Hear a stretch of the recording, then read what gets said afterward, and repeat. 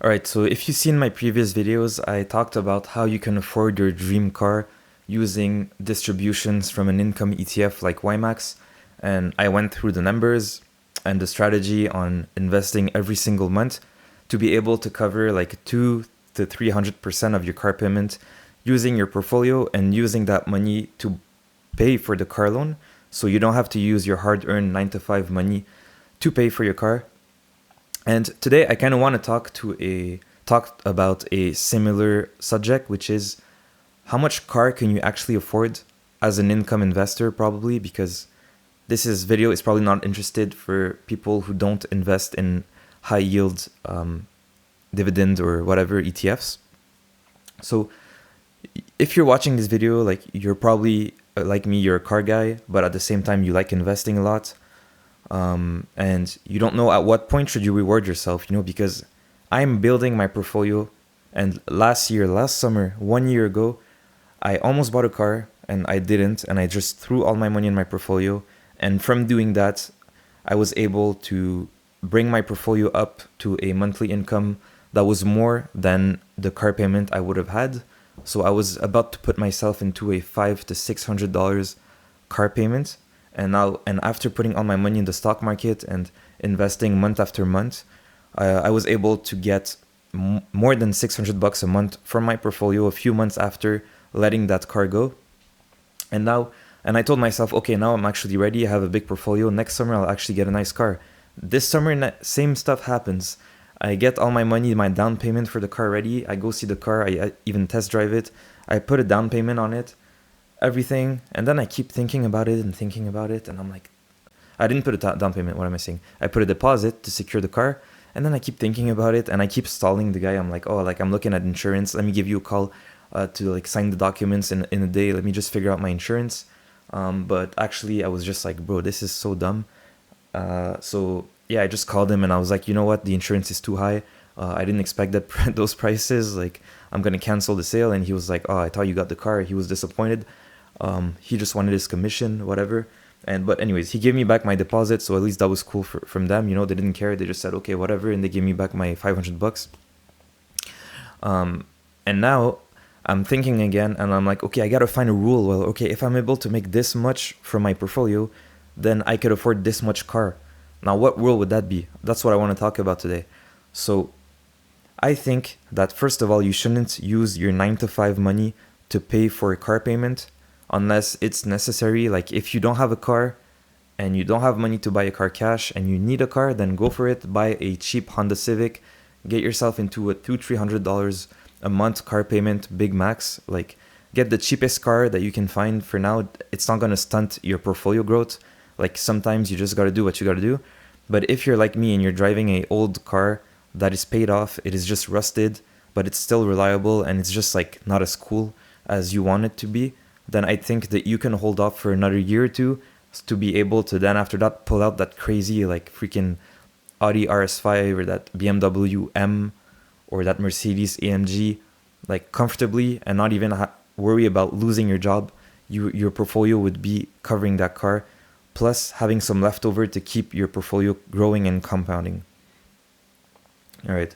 So how was I thinking about it? It was just like, bro, if I was making like 6K a month passively and I had a 1K car payment, I could literally take 1K out of my portfolio every month to pay for my car, and I would have 5K left over to reinvest, and my portfolio would grow much faster than my car payment. And at some point that 1K, at some point my portfolio would be at 7-8K a month and my car payment is still 1K. And then, like the compounding just keeps getting stronger and stronger and stronger. And that's the thing is, I think that first of all, your car payment should be max 30 to 50% of your portfolio's passive income. So if your portfolio is making $1,000 a month consistently, then I think that you shouldn't have a car payment that is more than $500. That is very like stretching it for me. But as you can see here, I put some stuff on the Excel. So here I put a 2.5 times rule. So I think that let's say you have a car payment of $500 or $1,000, following the 2.5 rule, I think that your portfolio should be making 2.5 times the car payment. So if you have $1,000, I think that your portfolio should be making at least 2.5K a month to be able to afford a $1,000 car payment. And same thing for $500. If your car payment is $500, then what's 2.5 divided by 2? Yeah, so if your car payment is $500, then you should be able to, your portfolio should make, I wrote it here, your portfolio should make at least $1,250 a month minimum. And that's stretching it, because the further you push this, if you're able to get 4 times your car payment as your portfolio's passive income, then the more you stretch it, the more your portfolio is going to stay stable and it's going to grow, and the less your car payment is actually going to affect the future of your portfolio's compounding power. All right, so now let's get into the numbers. So yeah, I have this here open, which I'll be using to show you guys an example. Let's say you have a $500 car payment. To make $500, you would need to invest $48,000 into a 12.5% yield. So where I took those yields from is, this is covered calls ETF on the S&P, SPY with 12.5. Then the 30% came from XDTE, which you guys probably know about, and then YMAX about 58%. So I put 55 just to be conservative. So this is where I got those yields from. It's just to show you guys different options that you have with different type of income ETFs. So yeah, this is the amount you should be you have to invest in those yields to be able to make $500 a month. But if you want your portfolio to make 2.5 times your car payment, then you should invest 2.5 times that amount. So you should have invest 120K in a 12.5% yield ETF, 50K in a 30%, which is, I think, a good middle ground. It's pretty stable and consistent. Or pretty crazy, YMAX only 10K, which is crazy. Only 27K. So from 100K less than SPY, and you would generate the same income, but probably not the same total returns, because YMAX is more volatile and choppy, and you have less price returns but more income. Anyways, so the thing about this is, following the 2.5 times rule that I'm saying, you would be generating $1,250 a month. After your car payment, you have $750 left. So basically, to generate $750 a month with your portfolio, you need it's kind of the same as having an investment of only 72K in those, 30K or 16K. So the reason why I have those numbers is that, let's just see the power of compounding. If you you make $1,250 a month, and you take out $500 every month that you don't reinvest, but you reinvest $750 a month. Let's just see how your portfolio would grow. So SPY is a monthly, so 12.5. Now let's just keep it at let's keep all the growth at 0, just to see like how much just the income would grow. I don't care about the price and the dividend growth. So that would be similar to having a 72K investment in a 12.5% yield. 72, yep, 72, starting principal, and then every month you're just gonna let it drip. Let's just remove the tax, and then let's say you lease this car for 5 years. So let's see after 5 years how much would you have. So after 5 years, basically, you would have grown your money by a lot, but that's not what matters. What matters is the income. Is after 5 years, basically, that $750 a month that you would reinvest would have compounded to 17K a year. So if we do a quick math, 750 divided by 12. So as you can see, your monthly payment would have had doubled.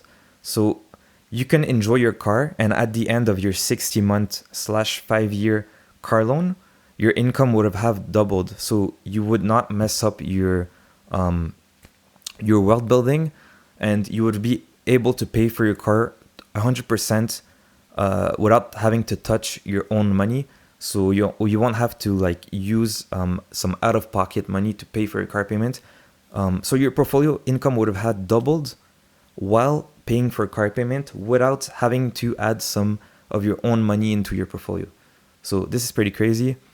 Now let's do the same thing with XDTE, 30K into a 30% yield.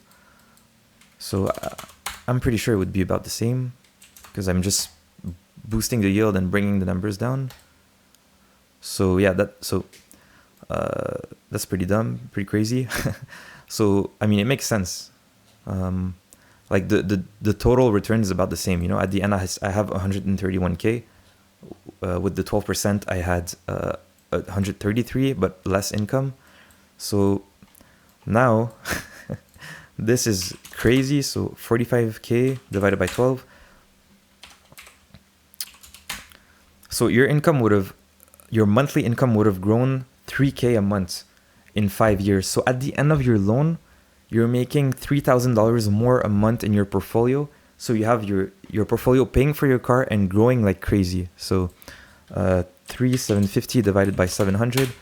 So your monthly income would have grown 5 times. And now let's go finally with YMAX. If you use 1250 from if you use 500 of your monthly income from YMAX and you have 750 left, it's the equivalent of having a 16K investment working for you. So you put 16K here and the yield is 55. And the distributions, I forgot to put weekly for the other one. Anyways, doesn't make a big difference. So 16K, 55% weekly. So okay, this is pretty crazy. I don't think this is accurate because the yield is just making it grow exponentially, and the balance is nuts too. But let's just imagine this would be like, I don't know, like 80K or something, you know, just to be even more conservative. 80K divided by 12 divided by 750 a month. So your income would have grown, I mean, obviously much more, but just to be conservative, 8 times. So anyways, guys, so that's just what I wanted to show you guys. It's just like, apply those car affordability rules to your portfolio's passive income before even thinking about your 9-to-5 income. And if I had to lay down a plan, is like, bro, if your portfolio is not generating your car payment yet, then just go buy yourself a Civic. If you really need a car, buy yourself the cheapest car that you can find. You can find, like where I am in Canada right now, I checked this morning, and you can find some Civics with low mileage for like 20K, 25K max on a 5-year loan. That's not a lot of money. That's not a big monthly payment, and it's reliable and it's cheap to fix. So go do something like that for like 2 years. Invest heavily, and then when your portfolio is making a lot of money, then you can upgrade your car. And just every month when your car payment hits your bank account, go through your portfolio and take some cash out. You're always gonna have some cash sitting from all your distributions. So this is very cool. And as you can see, the most conservative that I could do here, 12.5%, it would have doubled your income. So you can buy a nice car if you do the math and not affect your wealth. So, I mean, that's all I wanted to talk about, guys, today. Let me know in the comments if you guys agree with me.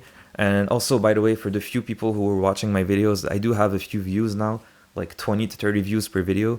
Thank you so much. I really appreciate it. Like, I'm just talking out of passion. Like, I'm not a financial advisor, and maybe what I'm saying is not right. Like, this rule is just something I thought of, and I think it's pretty smart to do. Like, if your assets pay for your stupid stuff, that's the best way to afford dumb stuff, you know? That's what the rich people do, you know? You think that rich people, when they have a Rolls Royce, they drive in a 10K a month monthly payment car. You think that they take that out of their bank account every month? No, they have some millions of dollars in a high interest fund. They have some investments, they have some real estate, they have some tenants getting some cash flow every month, and they use that cash flow to pay for their car. And it doesn't even do a dent in their budget. It doesn't do a dent in their income because they don't even use their active income to pay for that. And that's basically the mindset, is have your assets pay for your life. and work for your assets, and then have your assets work for you back. And then you get to a point where your assets make more money than you can even make, you know? Like if you're able to generate 50K a month from your assets, which a lot of people are able to do, from some people they just inherited some crazy real estate or some businesses, or their parents gave them some assets, you know? They make 50K a month from their assets, and they don't even know how to make 50K a month from a job or from a business, you know? It's just your assets grow. Like compounding is crazy, you know? One thing that you can compound is your assets. You can't compound your income, your salary from a job. That's one thing you can compound. You get paid the same amount every time. It doesn't go up. The only way to make it go up is to put everything in, invest everything in the stock market, into anything. Even high yield savings account is better than nothing, guys. So yeah, I mean, just invest as heavily as you can.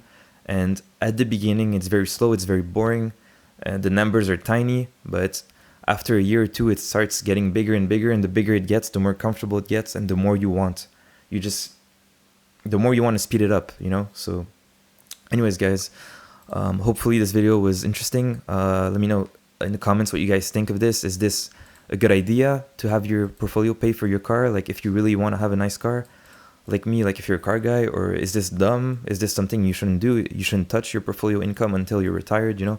Let me know what you guys think. So until next time, take care, guys.